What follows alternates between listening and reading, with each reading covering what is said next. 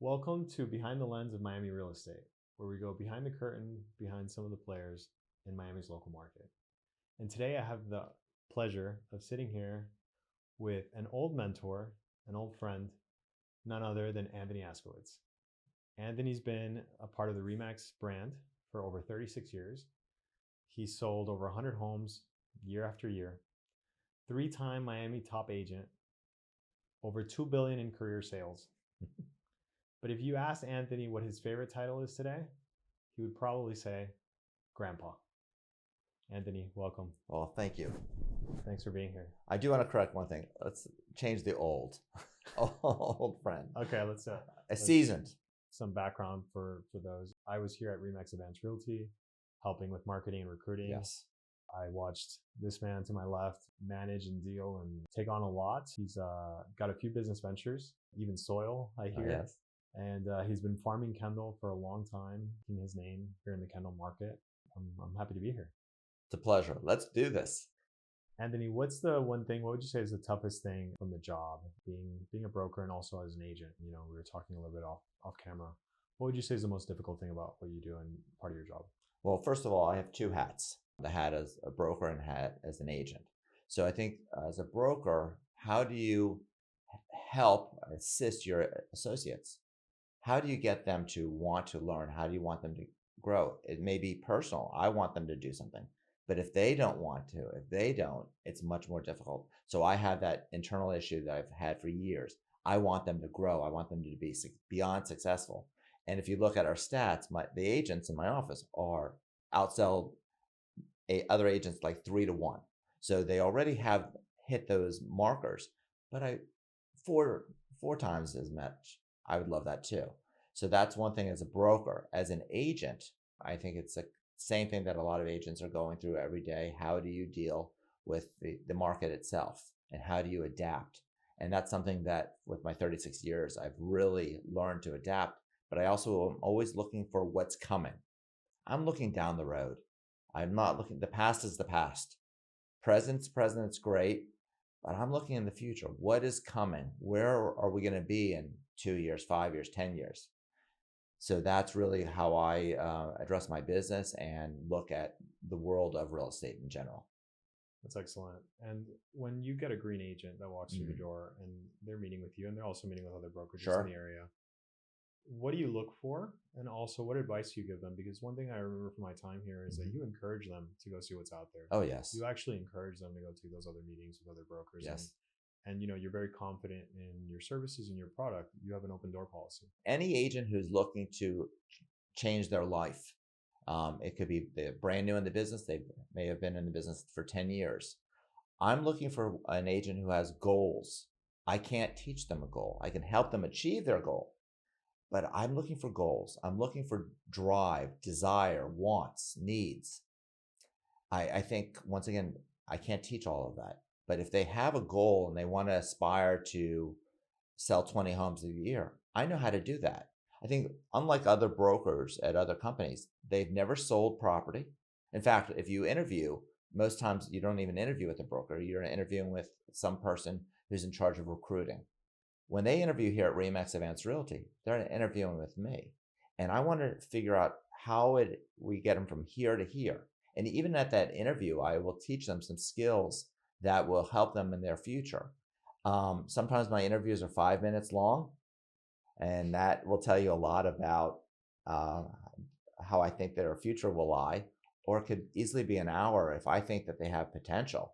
And I'll ask an associate, I'll say, if I ask you right now to pick up the phone and call, how many people can you call on your Rolodex, your phone? How many people? And they'll give me different numbers. They'll give me 50, 100, 200, whatever it may be. And I'll say, okay, so if your number is 50, and I'll say, if you call all 50 of those people, what's the average time that someone lives in a house? I don't know if you know this answer. I don't. Okay. So the answer is like 7 years. But we use 10 because it's an easier number to divide by. So I'll take the 50 and I'll put it on paper. I'll write down the 50 and I'll divide it by 10. And I'll show them that there's 5 listings in their sphere of influence. 5 listings right there. So they can call for sale by owners. They can call expireds. They can pay thousands of dollars on all of this lead generation stuff, which is garbage. Or they can go after that sphere of influence, which has 5. Most agents don't even go after their own people that they know, the people that trust them, that they know them, that they've known them for 10 years, 20 years, whatever it may be. If they go after those 50 and just remind them what business that they're in, there is money there. There is a career there. It's a beginning of. And I think that if I can teach them that and explain to them how they can work that 50 or 100 or 250, it makes a huge difference in their lives, and will change their lives. And it comes down to just staying top of mind, right? People Of course. knowing what space you're in, what industry you're in, and what you can do for them. That is for sure. Something I remember from Bagels with Anthony is kind of like you talking So wait, about what that. is Bagels with Anthony? So Bagels with Anthony, I mean, it kind of has taken on a life of its own. Right. But essentially, your entire office gets together and you go over real life scenarios of what's Right. happening. And you'll share some deals from agents that they're experiencing at the moment, obviously with their disclosure. And you'll talk about these scenarios and work through them as a group. Correct. And kind of just have a very live Q&A with your audience, with your agents, where they sit down with you, they have breakfast, and it's once a month.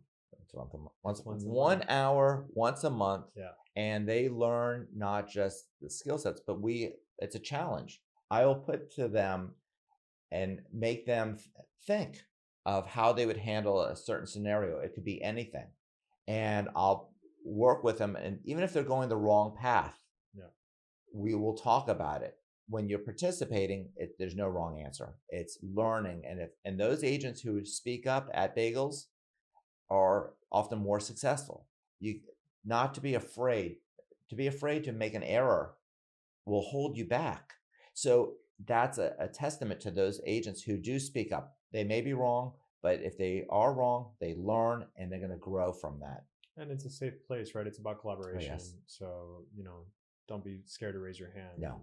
There is no wrong question, right? No, there's a few agents who are fearful that I'm going to pick on them and call on them, and I just will look at them. They know how I am and just want to play, but I want them to grow, and I want them to learn and be successful. And I've seen it firsthand, and we were talking about this before off camera. So many agents that have come through these doors that have gone on to start their own brokerages, start their own businesses. I remember one of the panels that you did. It was on a boat. It was a Miami Brokers Forum. Yeah. And everyone else that was sitting on the panel with you at some point was a Remax agent. And I remember being in awe of that and always admiring that. And I think it goes back to your open door policy, being accessible. And as a broker, that's a huge value for your agents. Everyone's going to talk to you about training. Everyone's going to offer you their broker's version of technology. But being accessible and having access to you where they're stuck and they're at a crossroads on a deal and they can pick up the phone and you'll answer it. I'm going to say this, better yet, they can come and sit here with me. Sit in that chair, sit with me all day, couple hours, whatever it is, and learn. I do everything on my speakerphone so they can learn. I talk about deals, whatever's going on. I think that's part of the value that we have here at Remax Advance Realty. But it's the support that I think is really is our number one thing. And those agents, brokers, who I'm beyond proud of. I'm very proud of as a broker, I've been the broker here for 21 years. The agents and the brokers that I've pumped out over time, amazing. Some of those people who were on that panel actually sat and said to me, my goal is to become a broker. Would you teach me? And the answer was for me, yes. It may take a year or two. And for a couple of them, it took 3 years, but they learned and they became better than anything that I could even imagine, but they had those nuts and bolts. And I think that's also with residential real estate agents, learn those nuts and bolts. If you can learn how to write a contract, understand the contract, understand marketing, build your business at the beginning, it'll set you up for the rest of your career. And I think some agents take shortcuts. And once they take a shortcut, it's a problem. Doing it right from the beginning, take the time to set up your systems. And, we're at the end of the year right now.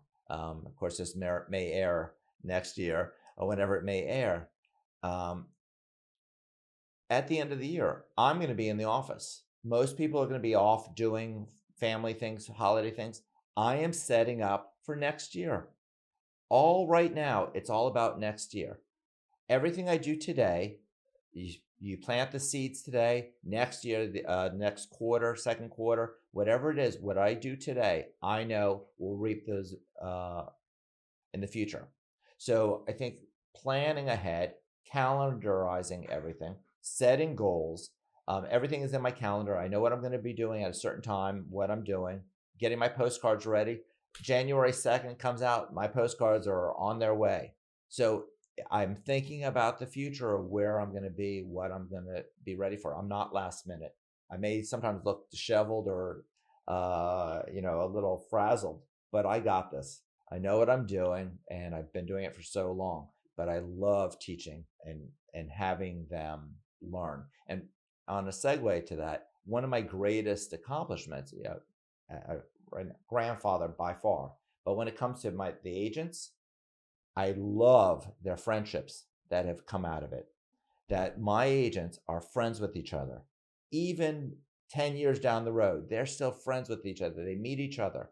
It's sort of like, I believe, if you go to a wedding, and you go to a wedding in Atlanta, and the wedding party will put you at a table, and you like all the people around that table, and you have to understand, how is that possible? And the reason you like those people around the table is because whatever attracted you to the people who are getting married attracted them. And so it's the like-mindedness of those people. Great way to put it. And that is what I find for RE/MAX Advance Realty, that they have goals, they have desires, and they want things. And we are a vehicle for them to achieve that. And that's really one of my greatest legacies that I think that I will have in the future, is the friendships and just watching them grow. And I taught him that. Yeah.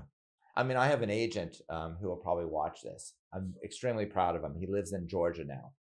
And JC. Yes. Yeah. Oh, yeah. okay. No, but go ahead. Okay, go ahead, you're go giving him Go ahead. Okay. I'm recognizing his success in Georgia, but please. So now we said his name, but it's good enough. So he reached out to me a while back and said, "Hey, I'm going to be teaching some classes. Can I use your stuff?" You got to be, Of course you can. This is part of me. And I can see it. He's taken me to a whole other level, but the nuts and bolts and the sitting down and learning, and he's killing it in Georgia, killing it.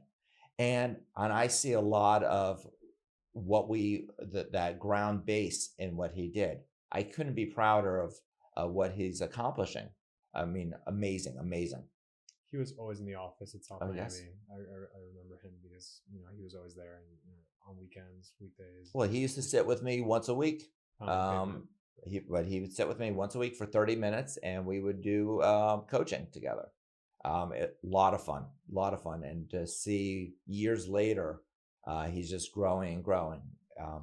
Couldn't be happier, and he's just one of many. But he popped into my head right now. So it's a fraternity of sorts of people Yes. that have passed through these doors. One of my still dear friends from the industry is Justin Kirkwood, and everything that they're doing over at Lux Properties. Yes. And we have this fondness for each other and a great friendship throughout. And we met here, sitting actually right here when we onboarded him. And I think he's taken everything that he's learned and he's applying it, and he's doing wonderful things. He's amazing. One of the greatest agents / brokers / nice people, nice in the world. Yeah, genuine. Very beyond. Yeah, I should tell you the story that endeared him to me the most, but he's amazing. Let's hear it. The story. I'll tell you what endeared him to me. We had a listing, and our assistant put the compensation in the MLS incorrectly. So the compensation should have been 2.5, and he put in at 3. So the MLS dictates at the time, and went under contract, and we were responsible for 3% as opposed to 2.5. And I went to Justin and I said, Well, let's figure out how we'll work it out. I will take care of it. I will take the hit because it was my assistant, our assistant. And Justin says, no. He said, no. He says, I will take responsibility for what happened. He says, I could have looked at the MLS. I could have, should have done this and this. And he took responsibility. That is rare. And that's the quality of person that he is.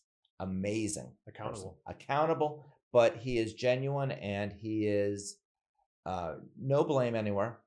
He is his own. And that's a great sign of an incredible person. Going back to something that you said earlier about thinking ahead and planning ahead, sometimes, it's more important to have that integrity and choose integrity over a monetary value because it maintains relationships and keeps them around for a long time. And over, what it was, it's more important to do the right thing always.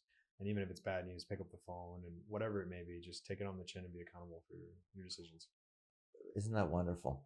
I wish the whole world was that way, but that is the only way. You have to be able to sleep at night. And I don't know how people do that. I can, because I'm going to do things correctly. Longevity. If you do something wrong, it's going to come back and bite you. 1,000%. There is no question. 1,000%. Do it right. Do it correctly. Do it honestly. Be very transparent in what you are doing with your business, with everything, with your clients. Expectations. They need to know what the expectations are of if you're listing a property, if you're working with them as a buyer, whatever it may be. You do the right thing from start to finish, always. And I think that in our industry or in any industry, my goal for myself, one of my goals, is to have a 90% acceptance rating. I'm not expecting 100%. There's always going to be people who don't like you for whatever reason, and no matter what. It's not your job to be liked, but you can still be a good person. Always I'm 100% good, but there's going to be those who don't. I feel that in my career, I'm maintaining my 90-some-odd%, which is an A. 89 would be a B. I want to be an A student always. So you do things correctly. I can't control other people, but I can control my actions. I can control what I do, how I react, and what I do. 1,000%. Yeah. And you have one name and one brand. One name. One brand. So even utilizing the name, and I love you. I think you're the greatest. Even when you asked me to do this, I didn't just say yes. I asked why, purpose, goals of it, because I'm not the McDonald's arches, that I have to protect, but I do protect my image. I protect what I want put out there. It's mine. It's all I have. At the end of the day, it's my name. You spent 36 years building it. You're in your right. 36 years. Protect it. Correct. 36 years, and it can all go away in one decision. It sure can. And that's just perspective. So going back a little bit, I'm going to backtrack a little bit. Backtrack. You were talking about mailers. Yes. And I find it interesting because nowadays with AI and everything that we're doing on the video side, what value do you still see in print advertising, right? I would love to speak on that. And shout out to S&J Graphics. I did my business cards with him. Stephen's awesome. You're still doing mailers. You're still sending out your calendars. I saw on your desk you have your Happy New Year to your dear friends and clients. Why is that so important? And what value and return are you still seeing from that in this day of 2026? Okay, so I think first of all you have to do a little of everything. I think if you only do Instagram and Facebook, it's not enough. If you only do postcards, it's not enough. I think that the world is evolving, but think about it in a different perspective. So for me, I like paper. I'm of a generation that grew up with newspaper and paper in general. We like to hold things. And for me and my age group, we like paper. And I think that because of that, I want to cater to those folks. No offense to the 25-year-olds. I love 25-year-olds. I have a daughter who's 25, but they don't have a house to sell. So those who have a house to sell like paper. So you utilize things that they like. They want to hold things. They want things that are tangible. And when I go on a listing appointment, it is still paper. I am handing them things. Yes, agents do it via laptop and go scroll through things, but I think that the consumer wants to hold and they want quality in what they're holding on to. And once again, I'm going with those who have to sell. So I'm working with what they have, not what's easier for me. I'm doing what the consumer also wants. The consumer wants to hold on to something and have it and to put it in their files. They may scan it into their file, but they want it in their file. So I do a little of everything. The postcards are something I've been doing since basically the early 90s, and it works. And people expect it. They received it in the mail. Why change something that's working? Keep on going. It's just part of the beginning stages of your nuts and bolts. You set up your systems and you continue with them. If something isn't working, then you adjust. I think that's huge, systems. And when I first started my company, that's one of the things that I obsessed about, and I learned it here. And it's so important to have those systems ironed out and focus on the consumer experience and making that as seamless as you can, right? It's all about the consumer. It's not about me. It's not about us. Agents will choose companies because of what they think is better for them, for the agent. The agent chooses a company sometimes what they feel is better for themselves. But it's not necessarily always about themselves. And once they change that mindset and say, you know what, it's also about the seller and the seller's experience and the seller's values, the seller's, what they feel.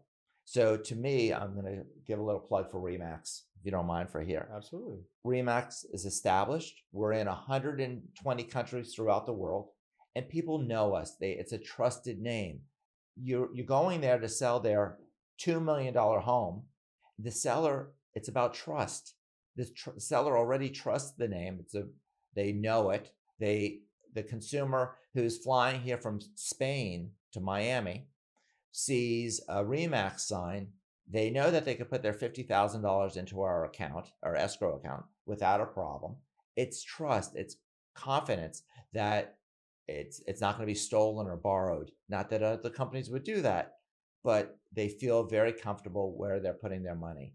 And there's many more reasons for it, but it's the consumer confidence. It's a name brand. I mean, think about it this way. A watch. You can have a Rolex or a Timex. They both tell time. They both do. But what does the consumer want? The consumer wants the name brand. They would rather have a Rolex over a Timex. I mean, they're both name brands, but they would rather have the Rolex. And that's the same thing with the seller. The same seller who likes paper wants the name brand. Yes, the 25-year-olds, they may have their Apple Watch. That's okay. But the consumer who's 60, 70, 80 years old has their Rolex. They do. And they know the value of. So the argument is an agent, but they'd rather have a Rolex than a Timex. And brand, right? And brand. It goes back to brand. Yes. RE/MAX. We'll touch a little bit more on RE/MAX. You just received your Luminary Award. I did. How does that feel? It feels good. It's an award. I get a couple awards. As you can see, how many awards in this room? There's only a few. Because really, it's the journey somewhat for me, as opposed to the getting that award. Yay! But now I have to go on to the next thing. I mean, that's what I did yesterday. But I do. My goal is not to necessarily win awards. It's to accomplish certain things. I do have goals. Awards are not necessarily with them. I think that's the bonuses, I guess, of achievement. So we've won a few awards in our 36-year career. The story of Nike Shoe Dog. Yeah, he talks about it when he took Nike public. The next morning, he was still the first one in the office. The habits are already built. Correct. Now it's just part of it. If you get celebrated for it and if there's a return for it, excellent. But really what got you there is the habit of being the first one in the office. Correct. All of those daily things. You've recently started speaking at some really neat events in some new countries. Brazil, yes, Mongolia. Yes. Tell me about those experiences and how you feel being being a speaker and international speaker. International. So I set a goal. This goes back to me personal. I set a goal, and one of my goals was to speak internationally. Now, I've spoken at the RE/MAX International Convention. I spoke at the RE/MAX of the Caribbean, but all of those conventions were held in the United States. So to me, that wasn't exactly accomplishing my goal. So I set a goal to speak in a foreign country. And I landed 2 countries. I landed Brazil. I spoke in front of 2,000 agents. Let's go. I was right on stage. It was great. And they had a translation. They had to translate. And one of the things, which you're smiling, but one of the things is I like to have fun. And my jokes, I was bombing left and right because it was the delay in the translation. So I'm telling my jokes and there's like deadpan. I was nothing. I'm thinking, so I mean, tough crowd. It was a very tough crowd, but eventually I learned the delay. So yeah, you can teach an old dog new tricks, but that was phenomenal. And then I landed Mongolia, which was RE/MAX of the Pacific area. And so they had just had multiple countries representing there. But that was a great goal that I set for myself and worked towards it. Obviously, I have to have the volume. I have to have the ability to get up in front of, be organized and do it. But they have to want to have me to be one of their speakers. And they wanted me, and I feel that I delivered. And I enjoyed it really, really a lot. But that's part of me and my goal setting. Putting a goal out there and achieving it. You probably can't see it, but people have what's called boards or goal boards or vision boards. So you guys probably can't see it there, but I actually have a vision board. They can't see it, can they? No, they can't. Maybe on one of these, but okay. We'll show it. Okay, so I have a vision board, and my vision board is a map of the world. And I have my little pins in there. So I sit across from my vision board, my map. I mean, some people's vision boards could be a house, a car, a watch, whatever it may be, money. Mine is, I want to travel and I want to achieve to go. Can I go tomorrow? The answer is yes, but I know if I continually do, I can go to wherever I want to go. And I put that in front of myself, be organized, get things accomplished, and then go. So I have that sitting there on purpose. It is there for me to see. And everyone should do their own thing with their own vision, their own goals, their own desires, but it should be written. Every year I write written goals. Sometimes I share them. You should share them with your spouses, your parents, your kids. They want new shoes. Help mommy and daddy get those new shoes. You do help me with this, stuff some envelopes. But it's all about what you want to achieve. And I've been very goal-oriented from the beginning. I knew if I showed up 7 days a week, basically every day go to the office, I knew eventually that would pay off. I started off in this business. We didn't have cell phones. We had a beeper. I had a beeper. Yeah. A beeper is this little square box that you would have a phone number and someone would call it and it would beep. And then you'd have to go find a pay phone. You kept quarters? And call back. Yes, quarters. So I couldn't go to the movies without getting beeped. So that was back in the day. Now. Well, I'm just going to segue because it's a layup for it. So quarters, originally dating back to your childhood, you'd go with your dad to some of the coin laundries. Oh, how'd you remember that? I paid attention in class. Okay, good for you. Yes. And you guys, it was part of your activities with your dad, yes. with your old man. Yes. Some of those lessons that you learned then, what stayed with you, what's kind of kept you around, and now to pass it on to your kids and now your grandkids soon. But yeah. Okay. Tell me about that. So what Rob is referencing is, as a child, my father worked. He worked basically every day. That's what he did.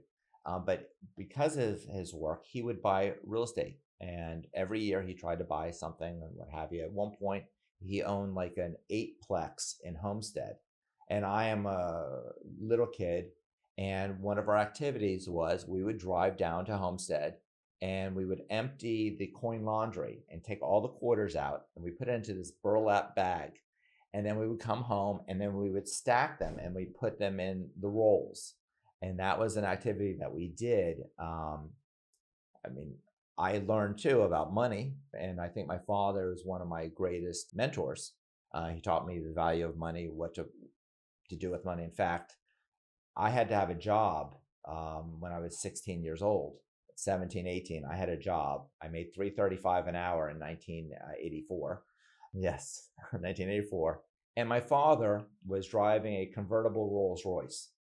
So if that doesn't tell you his value system, that he, in order for me to achieve, to get what I wanted, I had to work. It was not going to be given to me.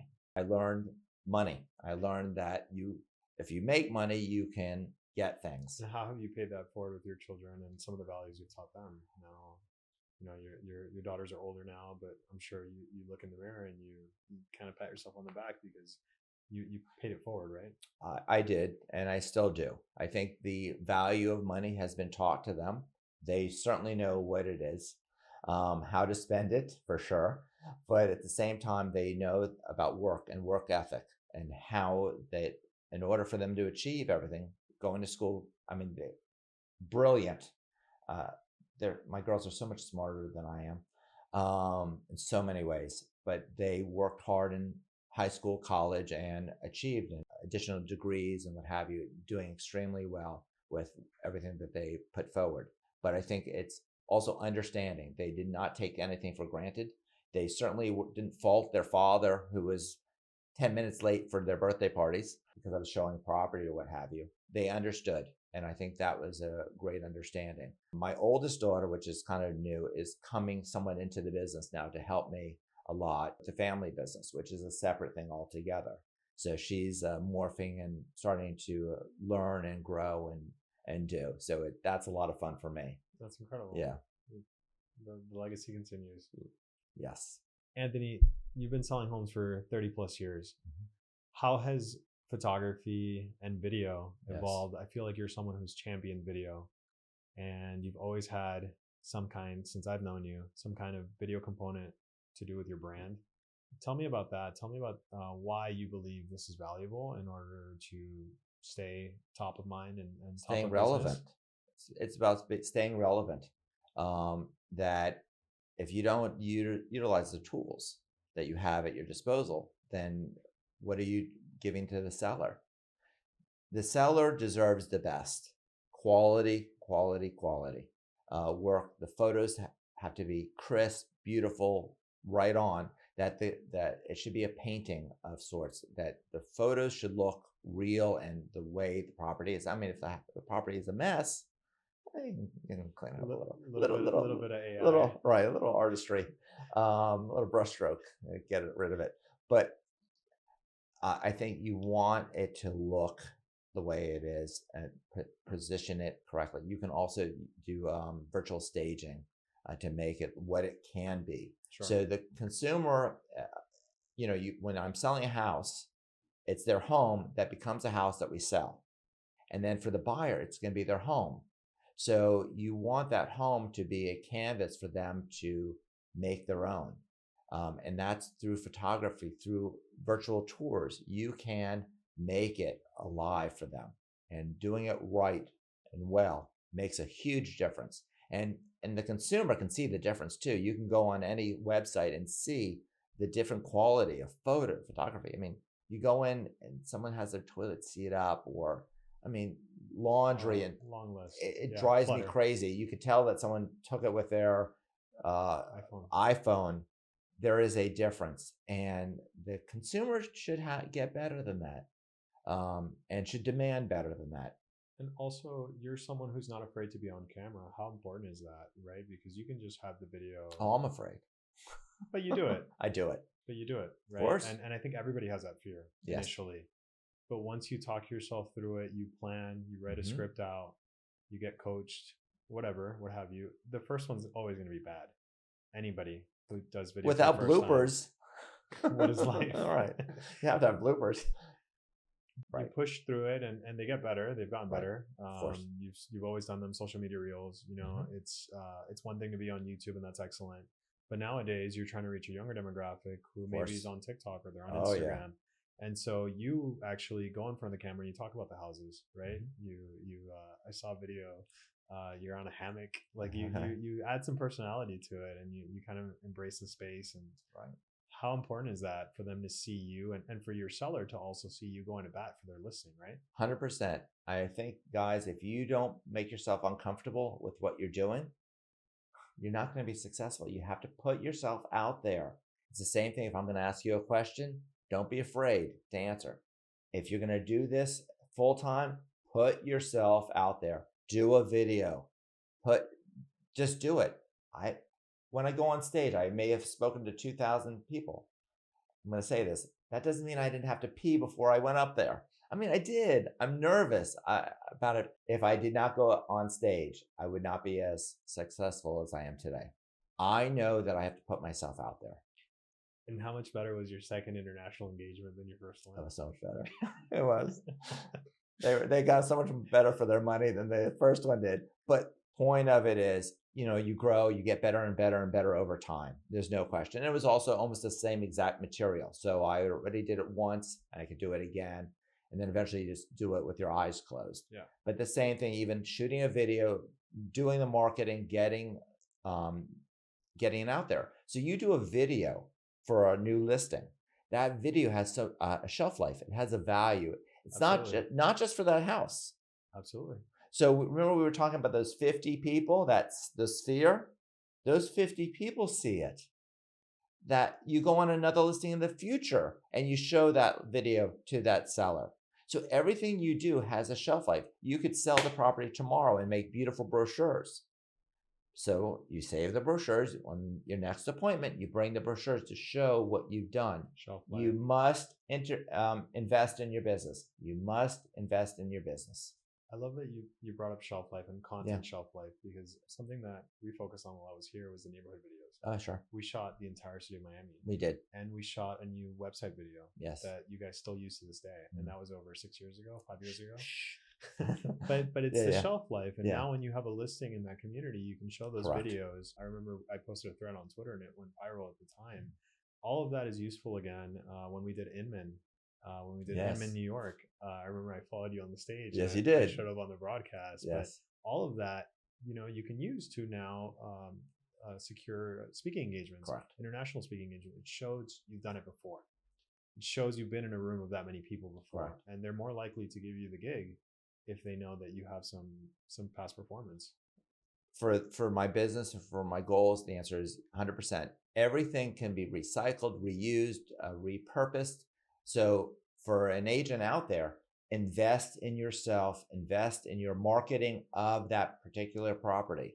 You have no idea how many neighbors are watching you, how many people are going to look you up. So do it right from the get-go. I'll give you another example of a job that we just did last week. Mm-hmm. We shot a home in downtown Doral. Okay. And our production schedule was very ambitious. We had a lot of items on there that we were trying to get across. It was impossible to do it in one day. Mm-hmm. We focused also on the neighborhood, the lifestyle that property could bring if you were to buy it. We had to go back. We went back 2 days following to get also the schools, because we went to downtown Doral and we did downtown Charter. And we took beautiful aerial images. And my explanation to the client was like, hey, you can use these for this listing, sure. But you're also probably the only agent selling Doral that has up-to-date, accurate aerial photos of how impressive these schools' facilities is. And you'll be able to use this to farm the area for years to come. Of course. And so it's really important that, you spend some time, and not just in the property, but in the neighborhood, and kind of capture some of that. Well, you know what you're doing. We're learning, and we're figuring it out as well. I don't have all the answers, but I can tell you that the story that you add to a property matters. Correct. And you have to be able to give that story and give that property life. Beyond the 5-bedroom, 4-bath, welcome to my name is, nobody cares. Yeah. And you have to engage someone. You have about 15 seconds. The attention span's getting shorter and shorter. And if you don't engage them from the very beginning, no one's going to watch your video. And so that. I mean, you've been doing it here. And what you just said is correct, though. talking about the future and AI in general, it's not about 5-bedroom, 3-bath, 2-car garage. That's out. They can read that. They can read that They somewhere can, else. but it is about the verbiage that you use about the neighborhood or the color. Yes, you'd be surprised what someone's going to search for, how it's going to pop up, what is within their criteria. And there's a whole psychology behind Yes. it, right? The smell a house has when you walk in, the way the music that you have on, Mhm. right? You're setting a mood. The for five someone. senses, you appeal to the five senses too. Somebody walks in and they immediately feel like they're home, Right. and that's when you know you've done your job. Right. So, tell me about these. What does this remind you of? Well, these are tennis rackets that were used when I was a child, basically, and they're extremely heavy. How I was a 9-year-old tennis player. How we could lift this, I have no idea, but it's heavy right now. But I've been playing tennis for 50 years, and still love the game. Love going out there. Love sweating. Love playing. Love winning. All goes together. And you had a goal. You had a goal recently. Tell me about that. Well, it's not that recent, but yeah. So once again, with goals in tennis, I mean, I've had a few goals with tennis. Actually, I'll tell you 2 goals. Sure. One goal was to make it to nationals with my tennis team, and we did that. My team won Miami, we won Florida, and then we didn't win nationals, but we made it. We made it to nationals, and we were in the show. We were in the position, but that was a goal, and that's more of a team aspect, which is really, as a singles tennis player, it's not really much about teams. It's really about myself, my accomplishments, but I really have, in my later years, really love the team approach. I love being on a team. I love the guys that I play with. We go hang out, we have drinks, what have you, after we play. It's a different part of my life. But as a singles tennis player, you're on your own on the tennis court. You're by yourself. You have only one person you answer to and are responsible for your actions on the tennis court. My strengths have always been my mind. My mind is able to block out everything that's going on. You know, the owl hooting, the birds chirping. I don't hear any of it. I'm able to concentrate right on what I'm doing. And I think that has really brought me a long way. But I was talking about goals. When I was about to turn 50 years old, I decided to set a goal. And the goal would be to be top 10 tennis players in the state of Florida. So in order to achieve being top 10, I knew, just like real estate, not like anything else, you have to have a plan how to do it. I had to work out. I had to play every day, basically. I had to watch what I ate. Let's just say I'm a little heavier than I was back then, but I did everything that I knew I had to do in order to win. And then, of course, you have to get on the court and play to achieve it. I started playing in tournaments. I had to play 2 times in a day. I was not seeded. I wasn't ranked at the beginning. I had to play twice in a day. The next day, twice in a day. That's tough, especially when you're 50 years old and it's hot. And I was winning the tournaments, and I was just kept on winning. And I was number 3 in the state of Florida before I knew it. And my goal was top 10. So I achieved it. I never played number 1. I never played number 2, but I hit my goal of being top 10 in Florida with tennis. So that was that goal. Yes, sometimes with goals, you can reevaluate them, change them, continue, but that was really what I had set out to achieve. And there's plenty more things to do. But if you guys take some things from me, be goal oriented, achieve things. If it's not just for yourself, if it's for your kids, if it's for your parents, whatever it may be, set out to do. Don't invest in the stock market. Invest in yourself. If this is a real estate agent watching this, invest in your business. And that would really make the difference. Go out there and hit some. I'm playing a lot more pickleball now. I was going to ask you. A lot more pickleball. I still play. I play tennis plenty, but pickleball, I've discovered, not only is it's more social. Yeah. And I talk the entire time, and I think part of my talking smack. I do a lot, and I'm mentally tough. That they can do it back does not matter. It rolls off of me on the pickleball court, and my actions and my ability will step up I've part had of the a lot game. of fun with it. Part of the Yes, game. Have you played padel at I all? have Do you once. like it? No, Really? no, it's not for me. Oh man, You're playing? we're playing a little bit, George, Yeah, as well. yeah. It's fun. I turned the wrong way. It goes Yeah, off the wall. It was driving me crazy. I kept on turning the wrong way. it's a different It thing is. altogether, and sometimes the problem that we as tennis players have when we go on to play padel is we try and play fast, and it's the biggest mistake. Yeah. You have to just lob, and play a little bit slower. But I like the social aspect of it as well, and we've been playing a little bit here and there, and it's fun. You get out there, you break a sweat. I like to hit the ball hard. Yeah. Even with the dinking and pickleball, yeah, I can do it.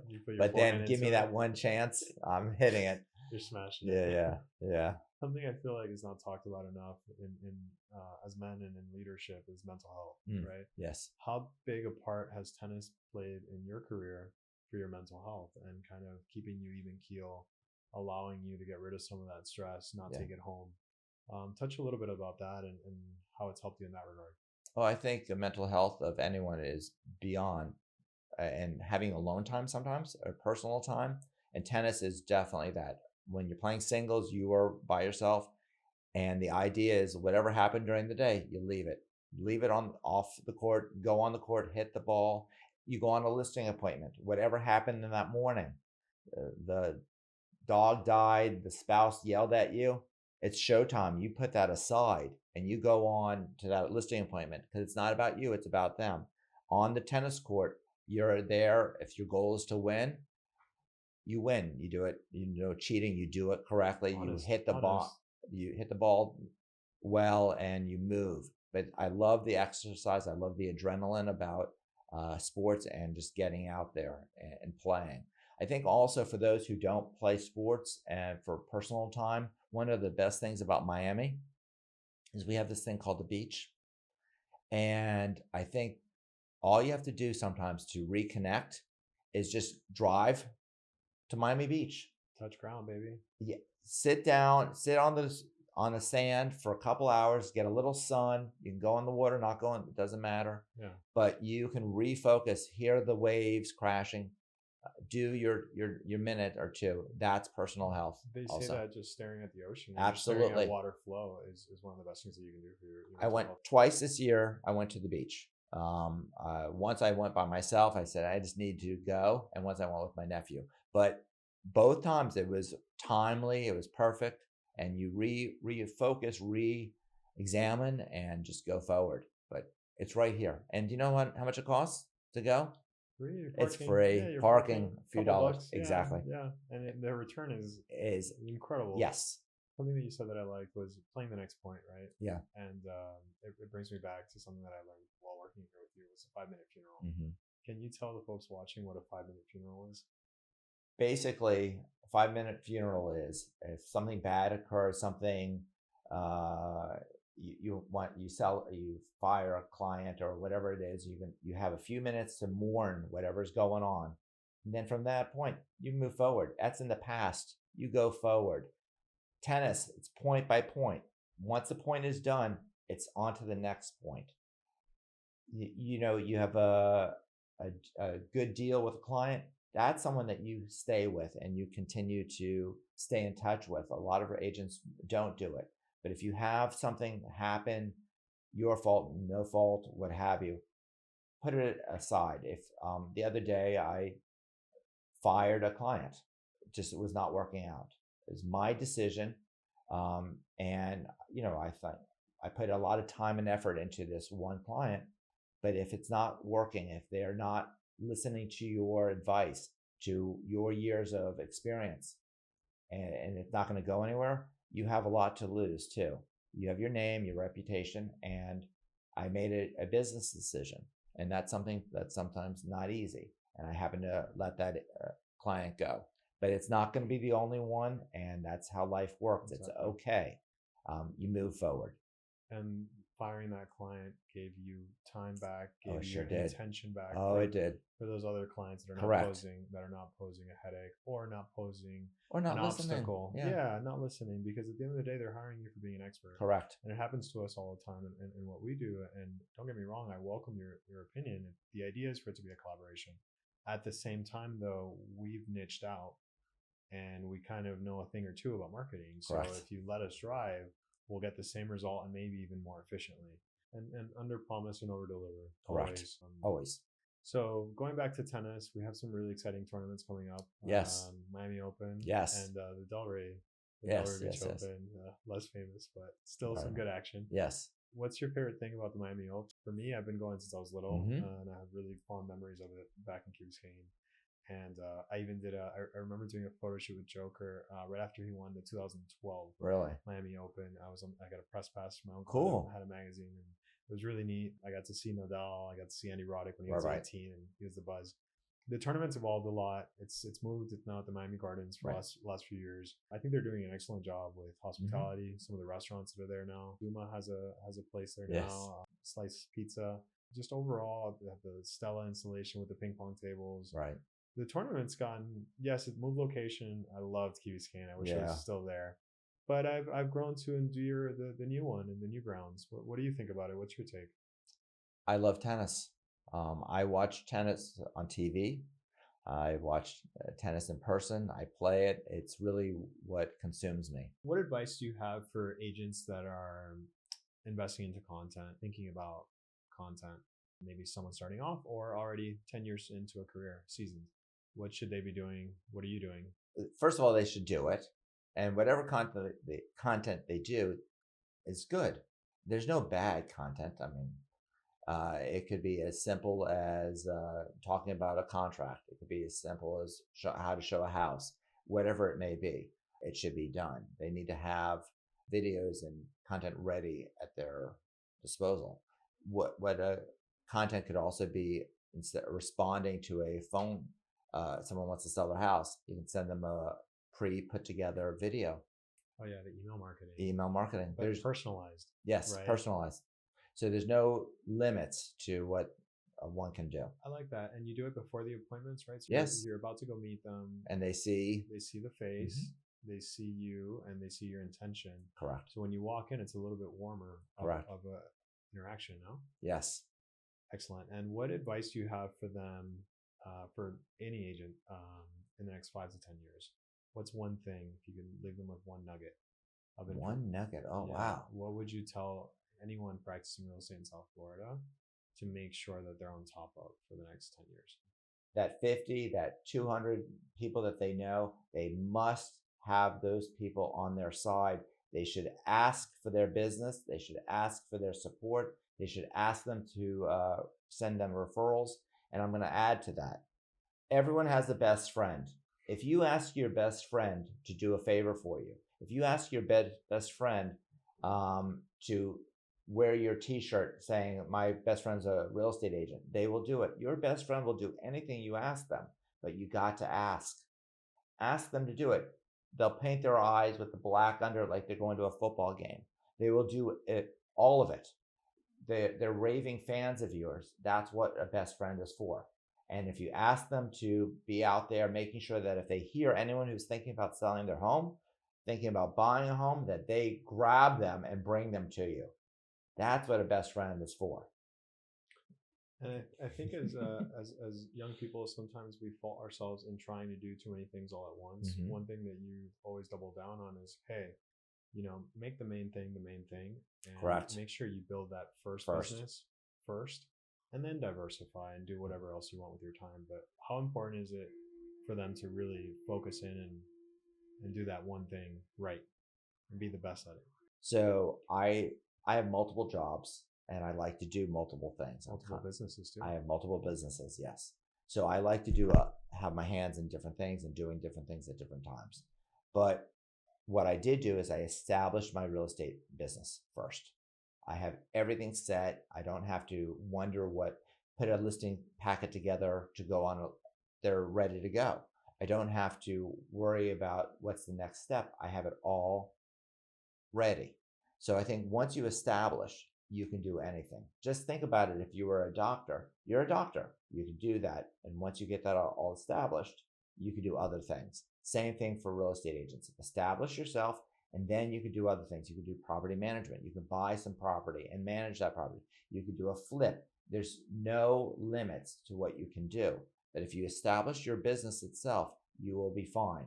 But if you do it partly and then start doing the other, I've seen many agents who take on a flip, but they don't have their business set up, and they may make $25,000 on their flip, but they've lost $50,000 and the time period that it took. So people often wonder, how long is a 10-minute cigarette break? How long is a 10-minute cigarette break? Do you know? It's much longer than that. It sure is. A 10-minute cigarette break, which I don't smoke cigarettes, but it's 10 minutes at least before the cigarette break, because your mind is getting ready for it. Then you got the 10 minutes that you're smoking that cigarette, and then you got to ramp back up for 10 minutes. Same thing, if something distracts you, it's a break from your actual business. So you have to be focused in on your real estate business all the time and doing different streams of business, whatever it is, wherever you're getting your business. You have to touch on every single stream as often as you can to make sure that it's continually going. And you can add streams. So we talk about your sphere. You can add additional streams to that business. You can add social media marketing. You can add door knocking. You can add for sale by owners, expireds. You have no limits to what you can do. And you're a big basketball fan, and we enjoyed some great years of the Heat here in Miami. How important is it the team? My Wade jersey right there. How important is it the team that you equip yourself with as a broker and as an agent, especially as an agent? This question more as an agent, because you have people within your team that have specific roles that they are responsible for, and what that affords you, right? Because yes, while this is an expense in the immediate, it affords you time to negotiate, to focus on your clients, and be face forward, right? And on your team, you have someone that does the open houses. You have a creative partner that makes sure all the listings are tip top and quality control. You have a transaction coordinator, and I could go on and on. Right. You have a team around you, and that's what affords you to do over 120 transactions a year. And a lot of associates do not have that, but they can mimic it. So for example, you can outsource your closing coordinator position. You can get someone to do your closings. You can partner up with another associate to work with them. It goes down to that mentality. Are you cutting your own grass? I outsource the grass cutting at my house. Do I clean my own pool? I outsource the same thing. So eventually you want to look towards outsourcing as much as you can. Creativity, utilizing, yes, could I bring my iPhone to take a photo? No. Yes, I can do it, but you don't do it. You outsource it to a professional to have professional work done. Same thing with your business. I try to hire the best that I can. I try to hire those who can think, can do. My average person who's been with me, I think the shortest period of time person right now is 5 years. I have someone 25 years with me. I plan on them being with me my entire career. That's my plan. I think it's theirs also, that we work mutually with mutual respect. I give them the power to make decisions that I know that they've learned from me what I would want, so they can make the right decisions. And I think that if you empower people to do things, let them do. Let them have responsibilities. Give them titles. Give them the ability to, that title means something. I don't have assistants. I have associates. People say, well, I work for. I correct them every time. I work with. So I work with these people. They work with me. They're my partners and things. That it's just a different mentality. And it gives more value to the consumer. If I say, please speak to my assistant, people don't want to speak to the assistant. If they speak to the manager of, it makes a difference. And sometimes it's just simple words, but it also empowers them also and gives them more credibility. That's excellent. Yeah. That's excellent. The property that I was telling you about earlier that we shot last week, we shot it on Thursday. We did all the listing photos, listing video, and the social media reel. And we also did a neighborhood video. We delivered all the photography on Monday. We delivered the final videos on Tuesday. And within 6 or 7 days, the client has all the assets ready to market that listing. We're only capable of doing that because we have different people and different roles focusing on different parts. Someone who's doing the production, someone who's doing the post production, someone who's helping the client on camera and make sure that they're smiling and that Right. their energy is, and so it really does make a difference who you work with. And that's something that I've always admired about you. It's true. Thank All you. the people that are around you have been here for 10 plus years. Oh, yes. And they would say this if the cameras were off, and it speaks to who you are and your character. And, Thank you. And I applaud you for that. Anthony, next question. Tell me about what area in Miami you feel the next boom or a big promise coming to it, somewhere you've sold homes or looking to sell more. Well, there's a lot of up and coming areas. There's a lot of established areas. There's a lot of areas that you can make money in. If you had to bet the farm, where would you bet it on? I got to tell you, I think a solid area that I really, really like is Palmetto Bay. Are the prices already high? The answer is yes. But it's great schools. You have schools of choice now, but it's a great school system for public schools. It's neighborly. I just love going in there with the trees and the people driving around with their golf carts. They have an incredible park, Coral Reef Park, which has everything. Beautiful park. 2 out of my 3 daughters live in Palmetto Bay. So if I'm going to say an area for them to live, I said consider Palmetto Bay as a place to live. And I really think that for the suburbs, basically, from downtown, and Palmetto Bay is a really great place to live and have family or not family, what have you. It's just a lovely area. What advice do you wish someone had given you earlier on in your career? What advice do I wish? Okay, well, I've been given a lot of advice in my career. Some of it is not necessarily the best advice. I think that if I had to do it all over again, would I do some things differently? The answer is yes. But for the most part, I really am happy with a lot of the decisions I made.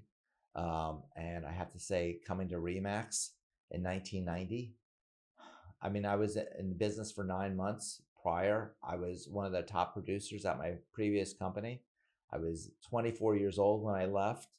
And that was one of my biggest and best decisions that I made. It took me 3 months to make that decision, but I have never once regretted it. And of course, I've achieved multiple things since I did that. I think that hiring an assistant was an incredible advice, positive in every way. Then someone recommended hiring an associate to be on the team. Fantastic. Every time I've done a decision, my business has scaled. And that's something that's very important by outsourcing and choosing.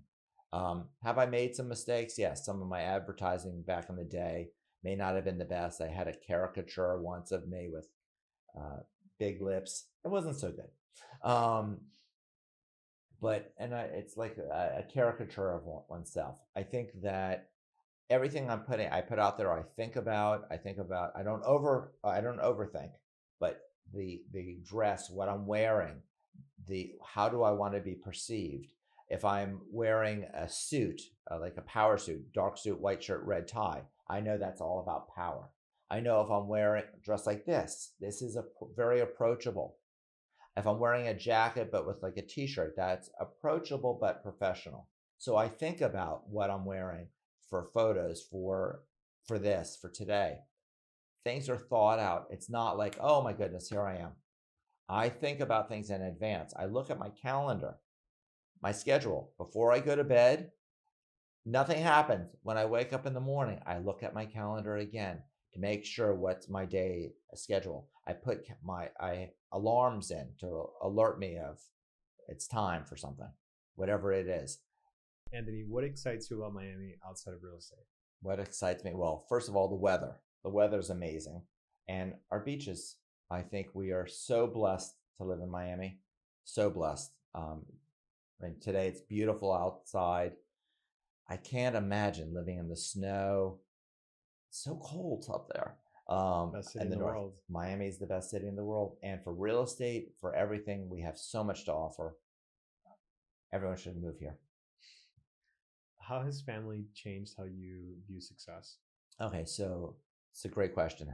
Family. So I have 3 daughters, and success can be measured in so many different ways. But I find for myself, and my wife would agree, our success is watching our girls interact with each other.